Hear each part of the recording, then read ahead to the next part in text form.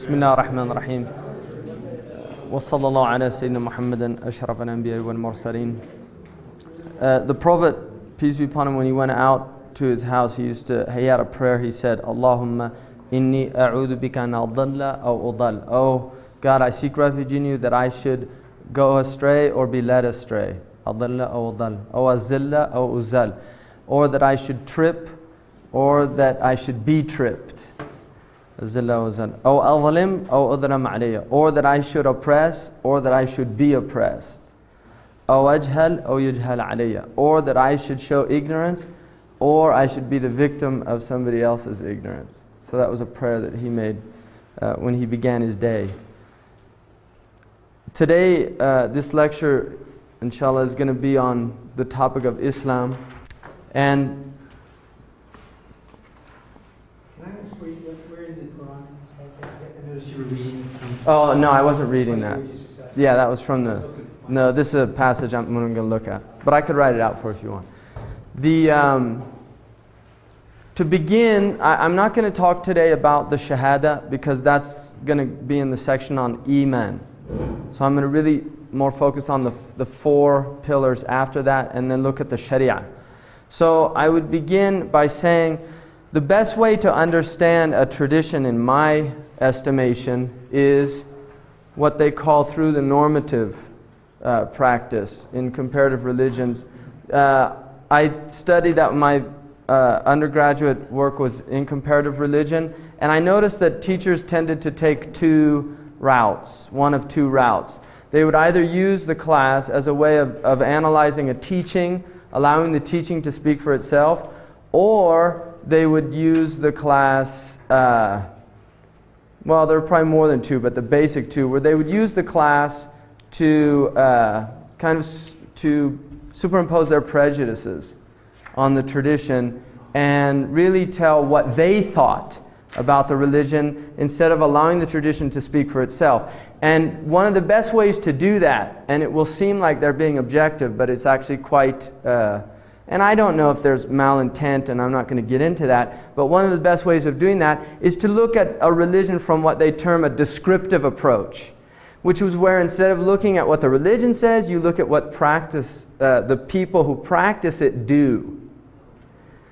And then you can just explore a lot of problematic aspects of any teaching. You can say if you have a bone of contention with Catholicism, you'll really emphasize in your course on the Inquisition and how horrific the Catholics were. That's true, but the problem is that to the non-believer, one looks and sees that which is being practiced or being practiced upon. You can say that all religions, preach humility and love thy neighbor, and all of the things that we would consider as positive. But if you are being harassed or being told what to do in the name of God, you tend to focus on that. How does one get out from that? Well, yeah, and these are good points, and this is why people will often focus on that. And we live particularly in an age when secularism has become quite dominant, and the religious worldview, certainly in the West, has taken a back seat. But my point of bringing that out is that I would prefer that anyone who looked at a tradition, and this is my practice with any religious tradition, is to look first and foremost at how the tradition itself is articulating itself, how the tradition is describing itself, irrespective of how it's been practiced in the past by people, whether it's Christianity, Judaism, Islam, Hinduism, or Buddhism. And then to move into a descriptive examination of the teaching, of how has this teaching impacted human cultures. So I think both views are valid, but when there is an emphasis on one as opposed to the other, I think that's going to lead to some very serious misconceptions with any tradition. And that on top of biases that people might have, so they'll examine certain areas to the exclusion of other areas. So what I would like to do is look at a few verses in the Quran dealing with the idea of Islam, the word itself, in the Quran. And the first one is in the third surah, chapter, it'll say S3. It's on page 165 of your blue text. S3, which means Surah 3, and then at the bottom it's the ayah or the verse 83. Page 165. It says, أَفَغَيْرَ دِينِ اللَّهِ يَبْغُونَ. Do they seek other than the deen of God? That's what it says. So I want to look first at two words here. Sometimes you'll see it written like this. Deen in the Arabic language is related to debt, which, it's interesting that guilt in German is the origin of guilt is also debt. And there's an argument that a lot of religion is based on a sense of indebtedness or guilt towards God. The word deen is related to debt. And the idea with the word deen, because Islam is called in Arabic Deenul Islam, the deen of Islam.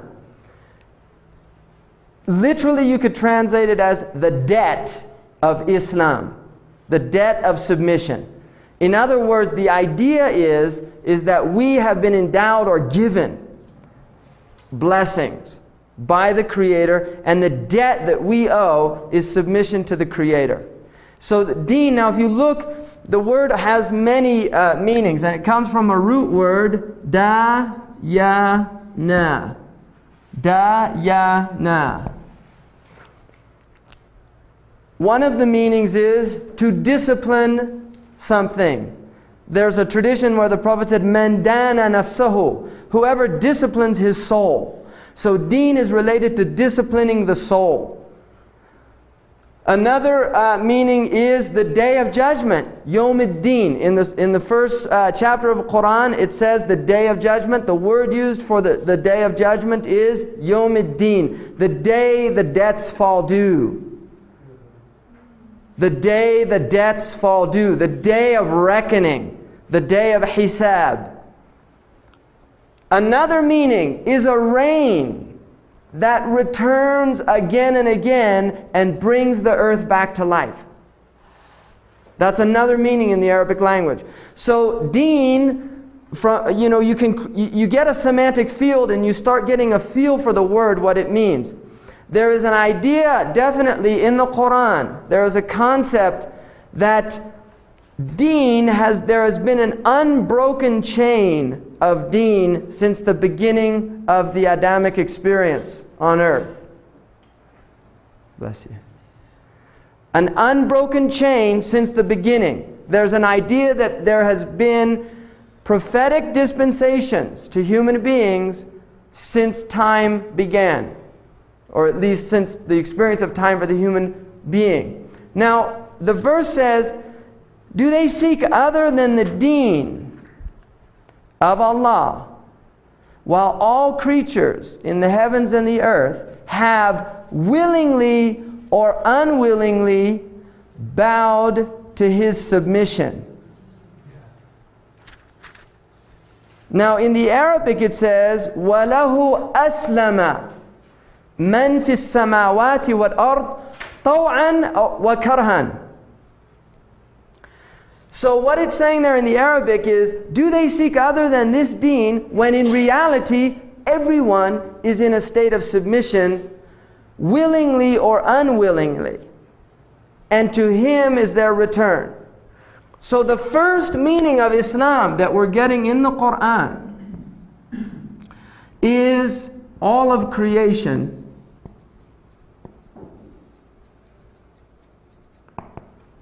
is in submission. That's the first meaning. Because the word Islam means submission. It means, aslama means to submit. Now if we break down the word, so this is the first meaning that you will find in the Quran. That the idea that everything in reality is in submission to God. Willingly or unwillingly. We are all in submission. Now there are areas of submission that the human being recognizes. One of them is the call to nature. Right? We have to do certain things that we cannot avoid. One of them is to eat. That is part of our nature. We get hungry, we must eat or we die. We have to relieve ourselves once we've eaten or taken drink. We have to sleep, right? Byron called sleep the gentle tyrant. It oppresses us, but it's not an oppression that we mind. But sleep comes upon us and we can't fight it eventually. Few days, maybe. Go too long and you go into acute psychosis. So the idea is that there are aspects, and then we have submission in our being. There are limitations to the physical body. We have limitations. We can only eat so much. We can only do so much physically before we're exhausted. We have limitations in our movement, given the structure of our bodies. So there's a type of a submission of the self, given that we are temporal creatures, limited to physical and limited by physical aspects of our nature. So in the Quran there is an idea that everything is in submission, and then there is a reminder that we will be returned. That if you look at creation, things are emerging and then returning into non-existence. Everything that has life comes into existence and then returns to non-existence. The plant, the vegetable kingdom, the animal kingdom, and ultimately the mineral kingdom. All of this is going into non-existence after it had come into existence. Now the next verse that I'd like to look at is 2:133. 2:133. It's page 53. Page 53 in the blue book. Surah 2, verse 133. The verse says, "Were you witnesses when death came to Jacob, Yaqub? Behold, he said to his sons, 'What will you worship after me?' They said, 'We shall worship your God and the God of your fathers, of Abraham, Ishmael, Ishaq,'" or Isaac, "'the one true God to whom we submit.'" Now in the Arabic it says, وَنَحْنُ لَهُ مُسْلِمُونَ. So here is an idea that the previous tradition, because remember this is the Quran coming, the Prophet Muhammad is teaching this Quran. And there's an idea certainly in most people's minds that Islam is the religion of Muhammad. Right? This is the idea that most people have. What's being emphasized here is something else. This is the religion also of Isaac, of Abraham. Because they're saying, we are submitting to your God and the God of those who went before you, and we are Muslims. So the second definition is Islam as guidance from prophets. Islam as guidance from prophets, irrespective of one individual prophet like the Prophet Muhammad or Jesus or Moses or Buddha if he was, Krishna. I don't know. I mean, there's prophets we don't know about. The Quran says some of them we've told you their stories and others we have not. But there is definitely an idea in the Quran that Islam is the teaching of all of these prophets. Now the third aspect is Islam as the religion of the Prophet Muhammad.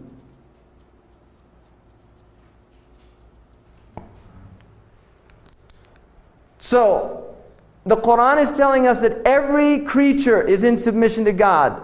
The Quran is telling us that previous prophets were teaching Islam as a religion.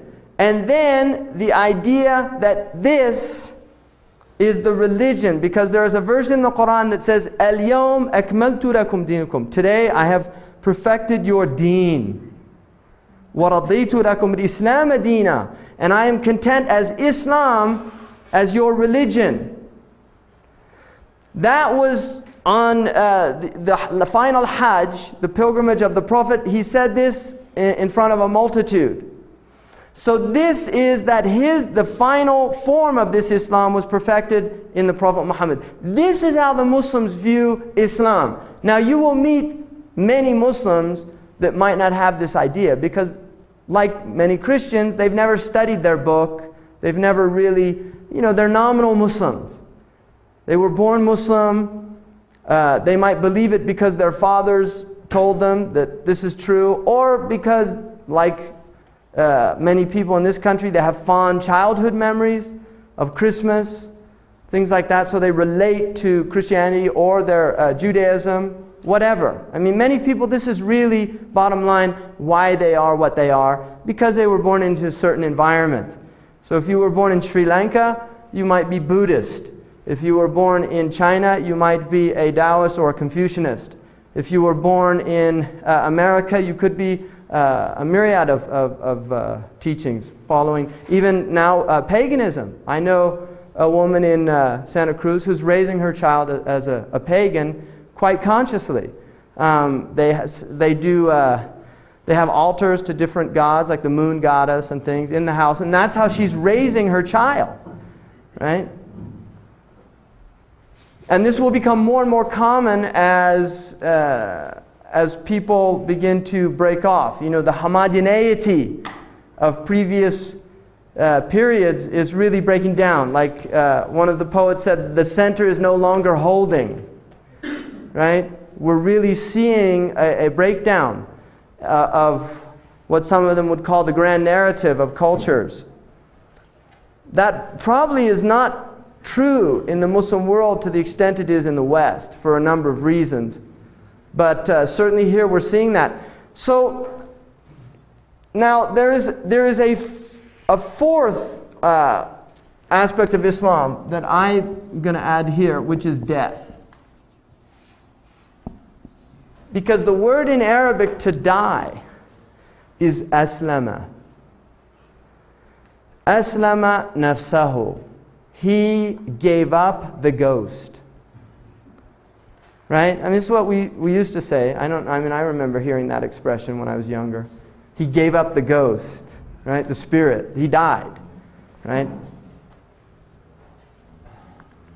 And it's interesting, I had a course from an excellent professor on death and dying in religions, and he had this sheet of euphemisms about death that was about, you'd be amazed in our culture alone how many ways we can say somebody died.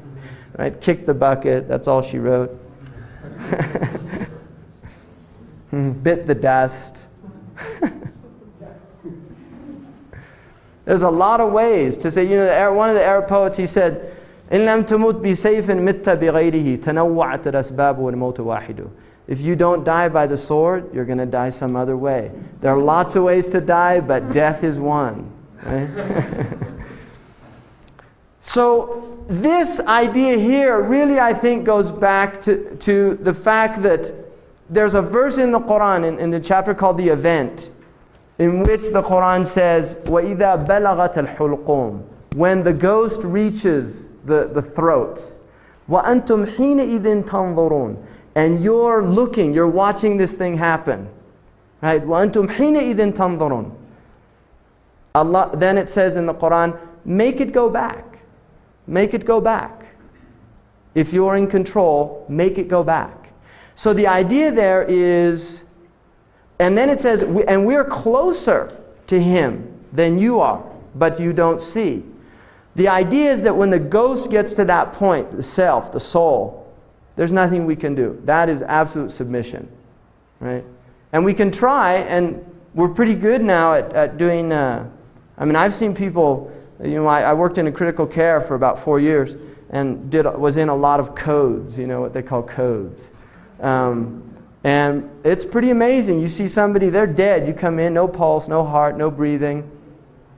Defibrillate, do some CPR, defibrillate.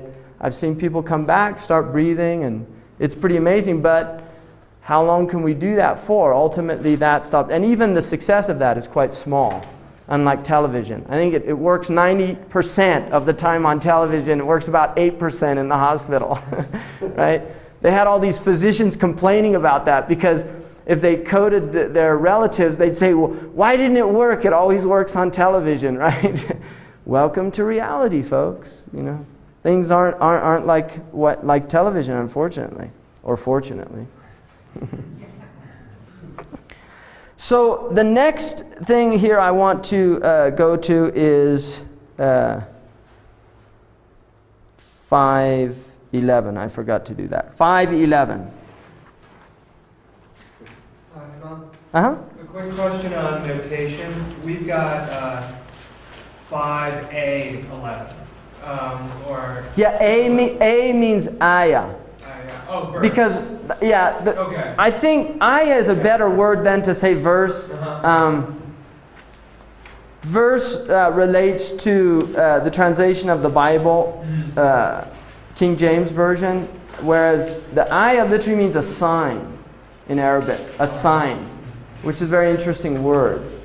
The idea of that we're dealing with a symbol.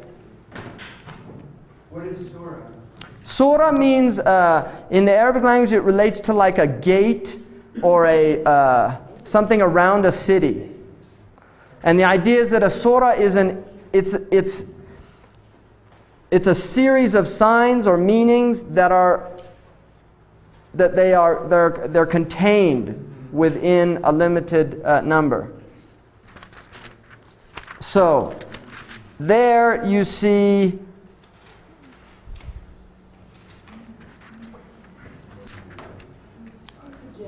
Oh, I'm sorry, 5:111. It's 5:111. What's that? What's the J for? The J, where's that? On the center of the page.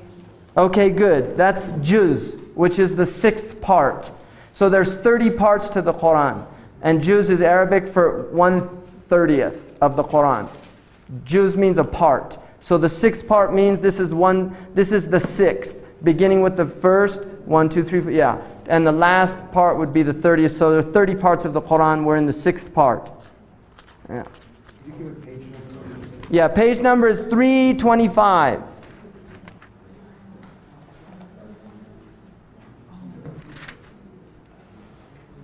So there it says on the top of the page, verse 111, and behold, I inspired to the disciples to have faith in me and my messenger.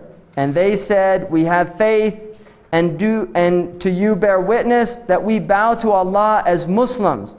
Now the disciples there are the Hawariyin, or the disciples of Jesus.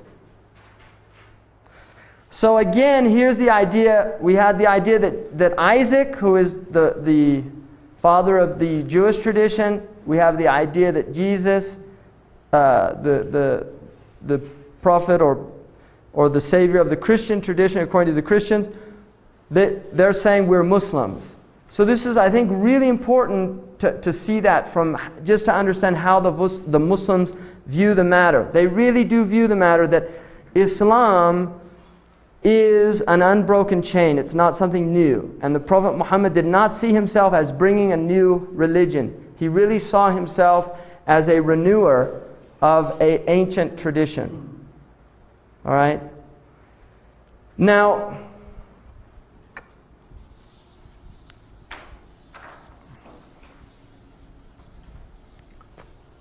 once you've seen those, what we're attempting to do in this 2-week period is understand Islam from the perspective of the religion of those who believe in the Prophet Muhammad and his tradition. Not so much, we're not here to study comparative religion. I'm not here to teach you about your own traditions or anything like that. But just as a starting point, I think it's important to recognize that that is definitely part of the Muslim worldview. That Christianity, it was an Islam. Judaism was an Islam. And there were many Islams that we don't know about and don't name because the Quran does not mention them. It talks about other traditions simply, and it does not mention them by name. But like Dr. Shafi'a mentioned the other day, there is a tradition from the Prophet Muhammad that there have been 124,000 prophets. There have been 313 or 14 messengers. There have been over 100 books that have come down. And all we're told about is 4 books, and then the tablets of Abraham and Moses. So there are many things that we don't know about traditions. And this is why the Muslims traditionally have tended not to say we don't believe like... I would say that Hinduism, even though from a Muslim point of view there are many things in it that are very problematic, still I would hesitate to say that it wasn't a prophetic tradition, personally. Because it's a very ancient tradition, and from a Muslim point of view, the previous traditions have been distorted. That is the Muslim worldview. So the next thing to understand is, how is Islam identified in terms of believing in the Prophet Muhammad? How is Islam? How is a Muslim, not as somebody in submission to God, but as somebody following the teaching of Islam as a word that describes a religion of about 1/5 of the world's population? The best thing to do again is go to the tradition. And in this book here, the 40 hadith, there is in the second hadith, which is a very famous hadith, it's a hadith in which the Prophet, according to the tradition, is asked by Jibril or Gabriel, and they don't know it's Gabriel yet. And he asked them, it's the second hadith, page 28. He asks him, tell me about Islam. Akhbirni an al-Islam. And the Messenger of Allah, peace and blessings of Allah be upon him, said, Islam is to testify that there is no God but Allah and Muhammad is his messenger. So the first one is what's called Shahada. The second, he says, and that you perform prayers. So what's called Salah. The third, Zakat. The fourth, fasting. And the fifth, Hajj. So this is how Islam is defined by the Prophet Muhammad in this hadith. And that therefore would be the best description in terms of a normative understanding of the tradition. The first one, again, I don't want to go into it, but I will briefly mention. The word shahada means witnessing. And it usually means witnessing with the eye. Ashhadu means I witnessed, I saw with my eye. It also means a testimony. In other words, a person can bear witness. And it's interesting because in Islam, you have to have eyewitnesses. Right? You can't have a testimony that's not an eyewitness. In any of the had punishments, you have to have somebody who saw the act, who saw the person stealing. Can't be, there's not circumstantial evidence is really hard to hold up in traditional Islamic courts. So the idea of shahada is something that a person sees for themselves. That there is no God but Allah. That is something, from the Muslim point of view, it is something that they witness and see for themselves, and that Muhammad is his messenger. It's something that they witness, that they believe based on witnessing. Now obviously, many Muslims in the world, they're Muslim again because they heard this from their parents. Their parents told them, La ilaha illallah Muhammad Rasulullah. That's why they believe it, which gets into circular reasoning. You know, why do you believe, or really regressive reasoning, why do you believe, you know, Islam is true? My father told me. Well, why did he believe it? His father told him. Well, why did he believe it? His father told him. Or why do you believe in Islam? Because the Quran says it's true. Well, how do you know the Quran says it's true? Well, because the Quran says it's true, right? This type of reasoning that really, in the end, is actually quite flimsy. And again, we get into this idea of unreflective, undifferentiated people that have not given a lot of thought to their traditions. And the Muslims are as much a victim to that phenomenon as any other people. Really. I think that, and in many cases, it can be actually more exacerbated. Because the tradition in this culture now with the breakdown, we're in a kind of post-Christian period. There's a breakdown, and it has enabled people to look and examine their own traditions. There's a lot of critical awareness in this culture. In the Muslim world, there really isn't a critical examination of their beliefs. Why do we believe? Very, very few people will. And I think it's actually very difficult in a lot of Muslim countries for people to do that. But I think a belief that's not rooted in self-examination is ultimately very limiting. Abu Ala al-Ma'arri, who's kind of considered a heretic in the Muslim tradition, that was one of his things about religion. He just felt religion was just something that was people just didn't reflect on it at all. Now, if we look then, I don't want to cover this, but I want to go to this, because I'm going to do this in detail on the section on Iman. If we look at prayer, salah, the word in Arabic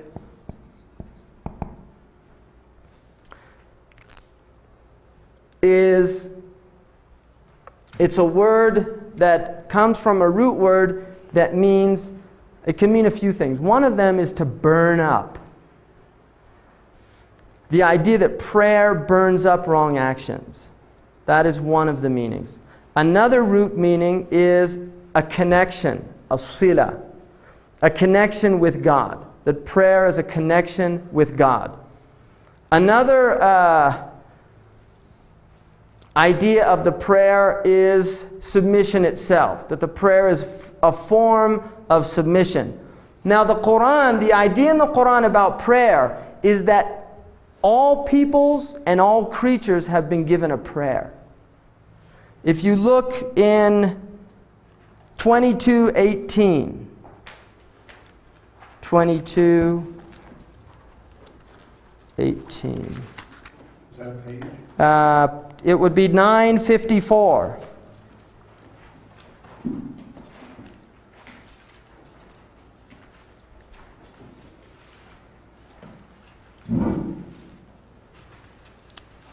It says, "Have you not seen that all prostrate to Allah? All things that are in the heavens and the earth, the sun, the moon, the stars, the hills, the trees, the animals, and a great number among mankind. But a great number are also such as unto whom the chastisement is justly due." So here's an idea that everything is prostrating. Everything is in a state of prostration. The heavens, the earth, the mountains, the trees, that everything is worshiping. This is something in the Quran, it says, everything is glorifying God, but you do not hear its glorification. There's a tradition that the Prophet Muhammad picked up some rocks, pebbles, in his hand, and he held them out. And some of his companions heard the rocks glorifying God. And then he put them away. But so the point is that was an example in the Muslim tradition of the Prophet showing people that everything is in glorification. Now, if you notice, when it gets to man, it changes the way it says. It says, "and a great number from humankind." Now this is where the Quran introduces the idea of free will. Not everybody, unlike the rest of creation, not all of human beings are in a state of awareness.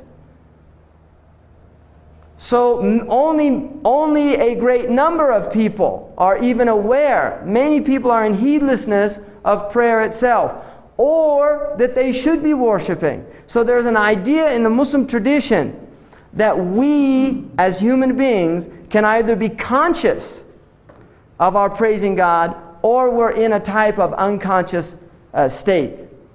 And this goes back again to the idea everything is in submission, willingly or unwillingly, and also wittingly or unwittingly.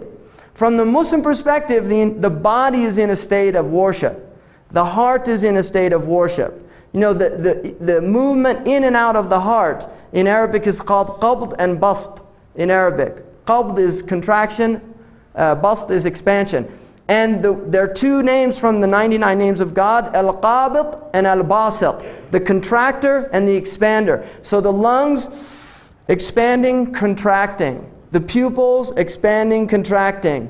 The heart expanding, contracting. The body is always moving in a state of expansion, contraction. And this again relates to the two dominant attributes, when I'm going to talk much more about it when we deal with Iman, of majesty and beauty. Majesty is contraction, beauty is expansion. And these are the two dominant qualities or characteristics of creation that are literally displaying for the human being an awareness of God's presence in His creation. So the Muslim is the one who is supposed to, and I'm using Muslim in its ideal sense, in a normative sense, not, you know, the quote-unquote Muslim world. I really want to get out of that idea of, you know, I'm not talking about Algeria or Afghanistan or Iran, or I'm talking about the Quranic view of a Muslim, not how people believe what they believe or their deluded states and things like that. You know, there's crazy people all over the world. You know, I spent a period of time working in a psych unit, and very interesting. People really believe they're prophets of God. Yeah. And you kind of, you watch this guy and he's telling you, he said, look, I've got a message from God. You know, and you say, and he says, and God says that this, and this. And you're in big trouble if you don't believe me. And there's a kind of, you know, I used to listen to these people because that was part of what we were supposed to do. I used to listen to these people, and there was something in me that wanted to say, come on, you know, you're just pulling my leg, right? There was really something in me that just wanted to nudge this person. But after a while, you start realizing they're not pulling your leg. They really do believe this condition. And we have a phenomenal capacity for delusional states. And most of us, and I would include myself, are walking around with our own delusions. We're just simply unaware of them. And I would really recommend a book, if you're interested in this subject, by Gorman, the man who wrote Emotional Intelligence. He has another book that is actually, I think, much better than the first one. The first one became popular, interestingly enough. The second one is not as popular, but it's called False Truths, Vital Lies. Simple Truths. Vital Lies, Simple Truths. The Psychology of Self-Deception. Very interesting book. Because here's somebody who's just looking at now what we know about our brain and our delusional states. And I think that religion is really one of the big opportunities to go into serious delusional states. Goleman. Goleman.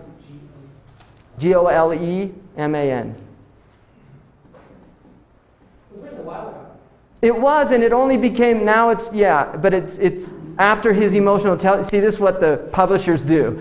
You know, a guy writes a book, nobody ever hears about it. Then he writes a bestseller, and suddenly all his old books are in print, right? The market, right? The logic of the market.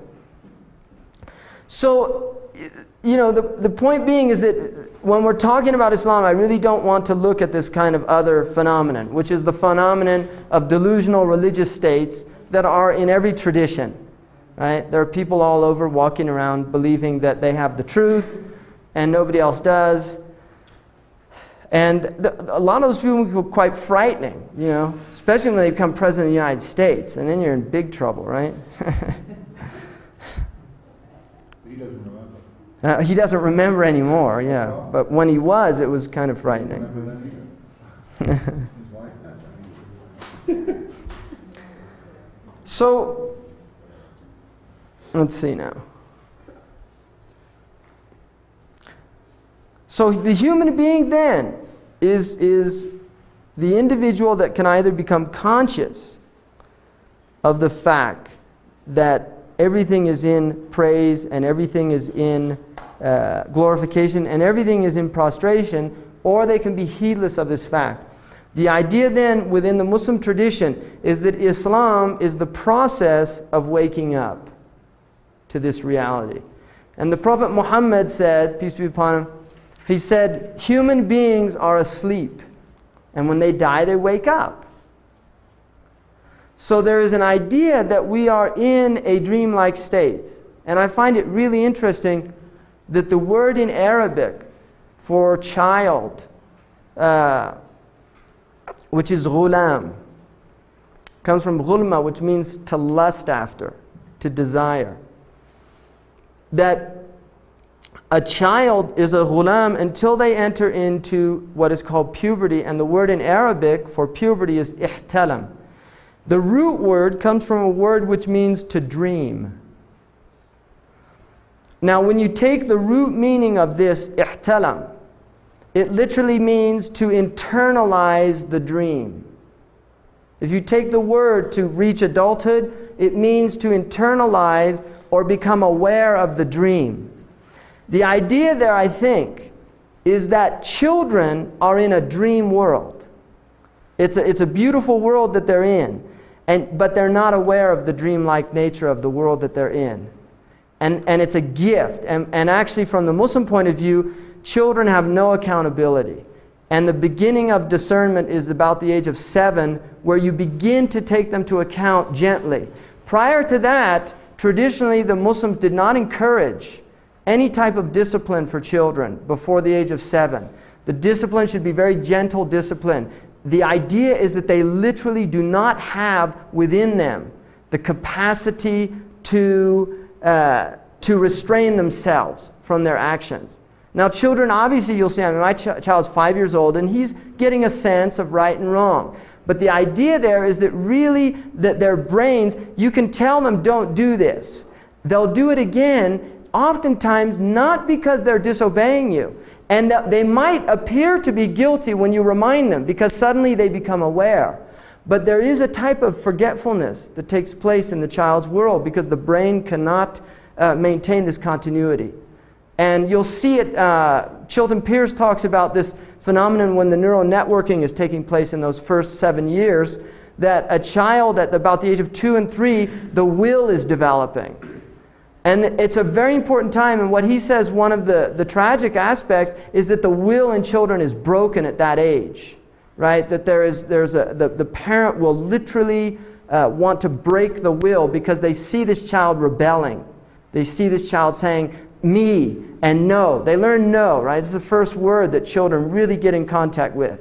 Very interesting that they do a negation, to negate, which is very important in the Islamic understanding, because the first and primary task of the human being is to negate creation. And this is why the Shahada itself begins with a negation, La ilaha, no God. That the human being must learn to negate before it can learn to affirm. And so the child first learns negation, and then it learns affirmation. And it's interesting that a child, when its will is developing, one of the examples Pierce uses is a child will beeline for something, and the parent or the adult will say, don't touch that. And the child will look at the parent and just keep going. And the parent will interpret that as gross disobedience. What Pierce says is the fact is that his will, the volition, in his very primitive neurosystem, the volition reached critical mass. And at that point, the adult says, don't touch that. And the child's, I can't help myself anymore. It can't stop, you see. And it goes and it does it. Now we can see that in our own lives as adults, right? There's a point when human beings reach a critical mass. You see the chocolate and you say, you know, I don't, no, go ahead, just try. Well, I really don't want, go ahead, just try. And then suddenly it gets to critical mass and that's it. You know, they can't stop. So we see that in adults as well, but in children, it's blameless. Whereas in adults, I think there's, you know, come on, you didn't have to eat it, right? So the second pillar, which is prayer, is trying to connect people to God, to put people into a state in which they are connected. Now, how is that done? It's done by obligating prayer. Prayer is not choice in Islam. There are prayers that you can do out of choice. but there are prayers that you have to submit to. So again, the idea of submission comes into the idea of praying. I submit to 5 prayers a day. That is something that I submit to. That's a rule. I'm being told pray 5 times a day, and I can either say, no, I don't want to pray, or I'm going to pray. I recognize this is an obligation, binding on me. And that's belief in Islam. Now, there are many Muslims that don't pray anyway, which is another matter. And again, it's like anybody who doesn't follow their tradition. They still might believe in it. They're just not practicing it. Now, the prayer, there are 5 prayers in a day. And this is based on an equatorial day, all right?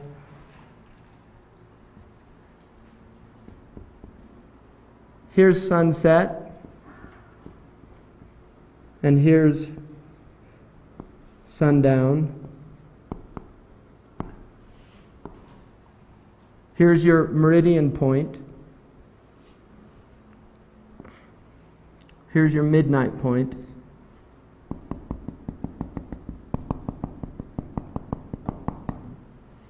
So this is day, this is night. Now, the first prayer begins at dawn for people normally. If you ask, what's the first prayer? Most people will say dawn prayer. In reality, the first prayer, according to the Muslims, is the sunset prayer. This is also, people who know the Jewish tradition are familiar with the fact that the day begins at sunset. Right? This is the same in the Islamic tradition. The day begins at sunset because it's based on a lunar month. The month begins at the sighting of the lunar moon for the Muslims. And the lunar month begins with sunset. That's the first time that the moon is visible when it's new. Now, this prayer it's got a short window until the red is gone out of the sky. That's the time for Maghrib. So Muslims are supposed to pray it very quickly. Now it's interesting that the Quran says in many places that the 2 ends of the day are the times when people should remember God. Particularly, these 2 ends, the dawn and the sunset. And I think something that many people notice, and the Muslims take it as, this is one of these aspects that they take from the Quran of everything being in praise, that oftentimes animals gather at those periods. You'll see birds gather at sunset, and they'll gather at the early part before the sunrise and chirp away. They literally gather and congregate during that time and chirp away. The crickets in the evening start the frogs. That these are all seen as literally praises. That's the way the Muslims view it. Now I'm sure, evolutionary biologists would say the cricket's cooling himself off. But it's interesting. Why things in creation do these things, gather and do these things. The Muslims view it as really acts of praise. The next prayer goes from when the red is gone, and this is called Maghrib prayer or the sunset prayer. The next prayer is when all the red is gone. And this goes basically until midnight, one should do it. And really for the first third of the night, if you divide the night into 3 parts, between 6 a.m. and 6 p.m., it should be done in that first third of the night, after the redness is gone. That's the best time. And then after that, you're delaying it, and the prayers are not encouraged to be delayed. And it's prohibited to delay them until they actually go out of the time altogether.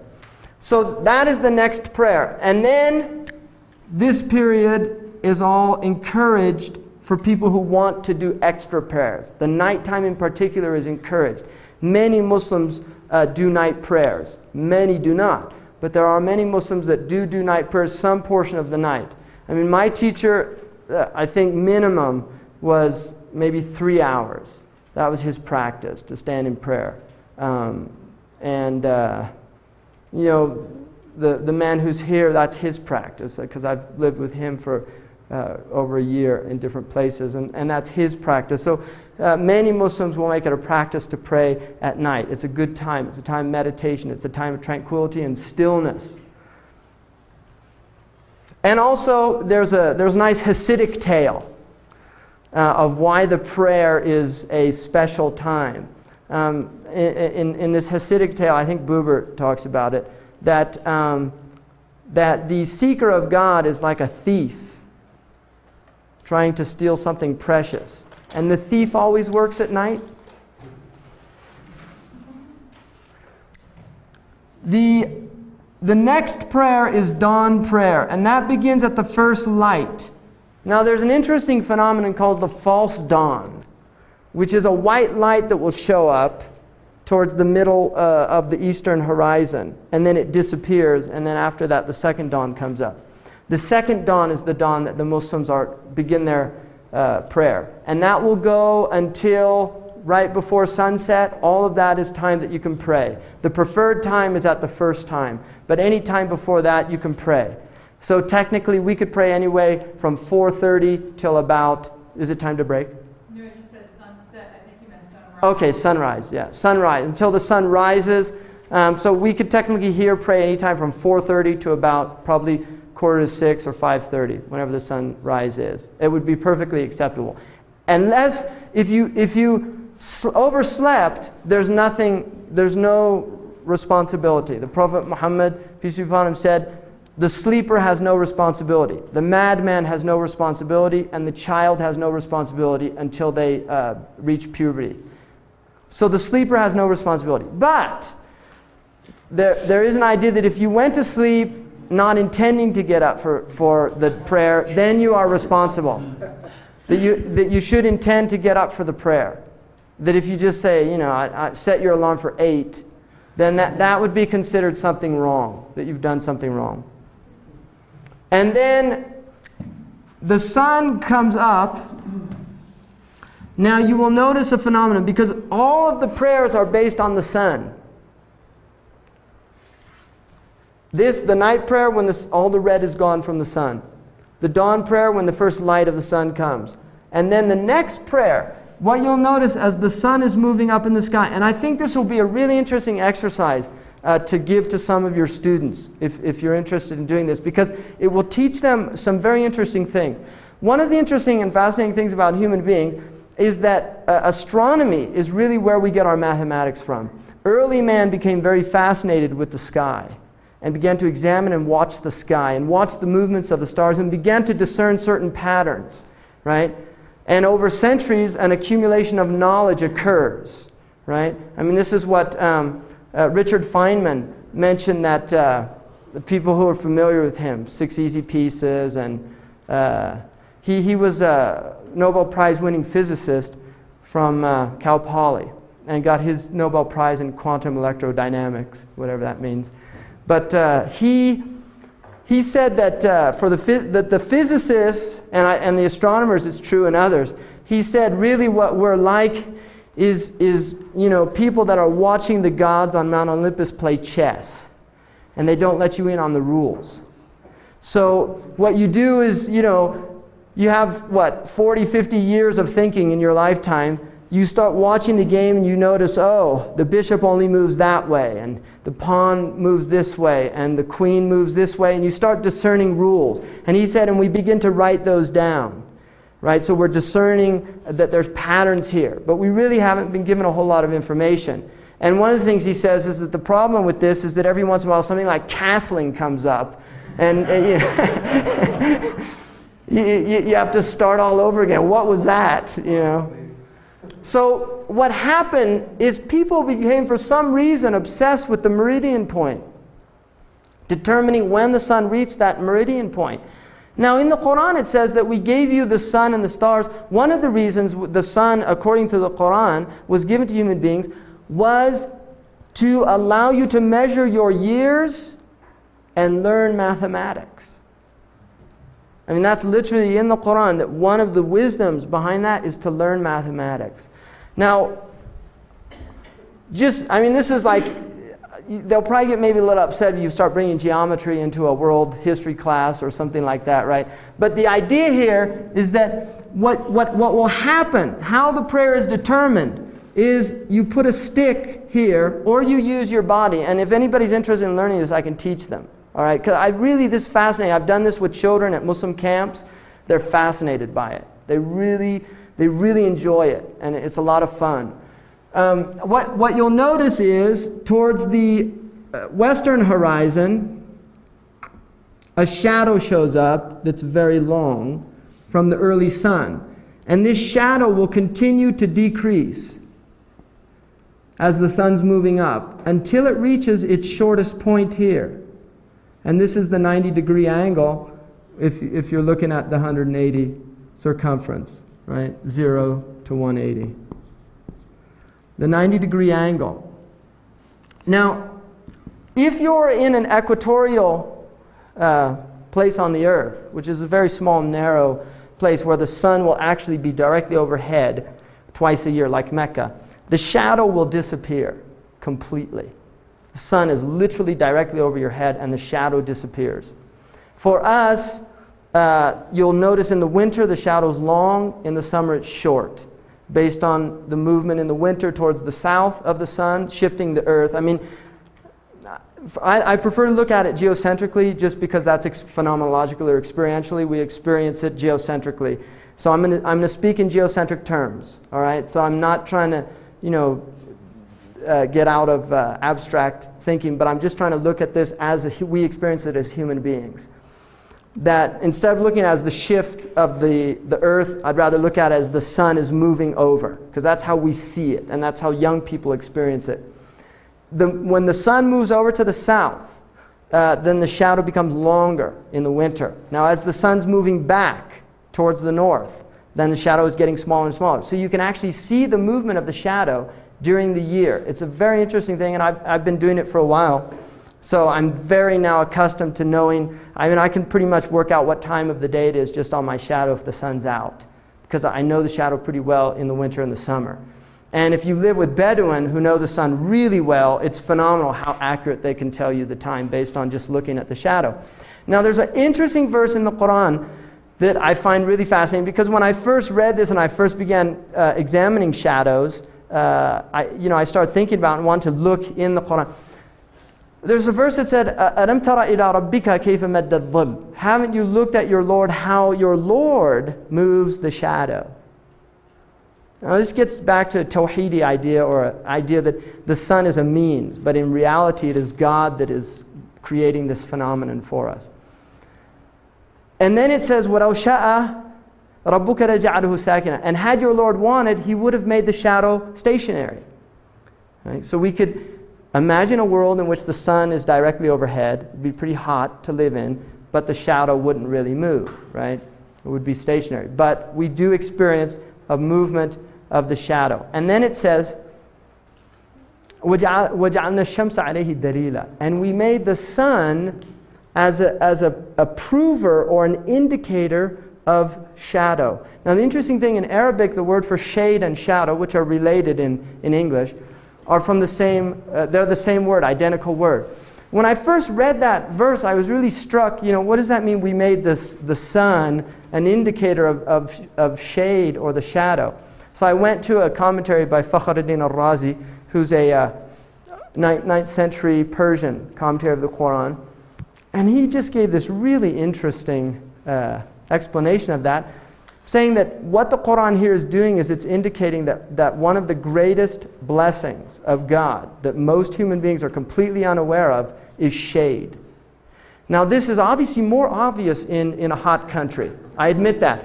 But if you start thinking about it, it actually gets quite profound. Because what he said is what shade is a mixture of light and darkness.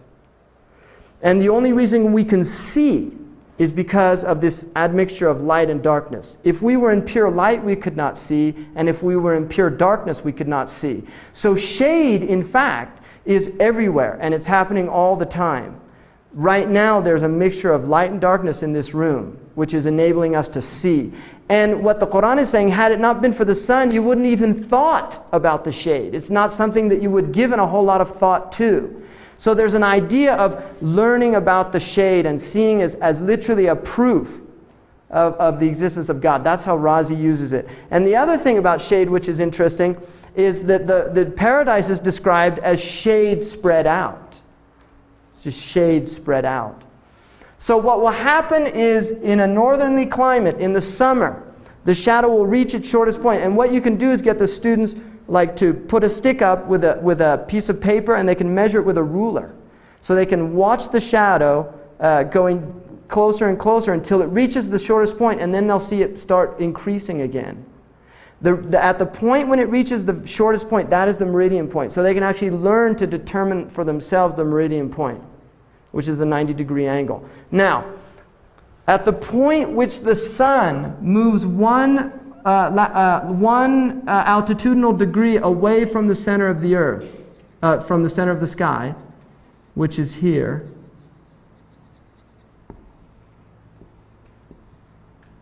that is the beginning of the Dhuhr prayer. And the sign of it is the shadow begins to increase towards the east. Now that is the first prayer that was given to the Prophet Muhammad. And the idea there is, according to the commentators, is the interesting thing about the beginning of the... See, what's happening is the sun is rising, it reaches the midpoint of the sky, and then it begins its decline. And the idea is that is an indication for the human being.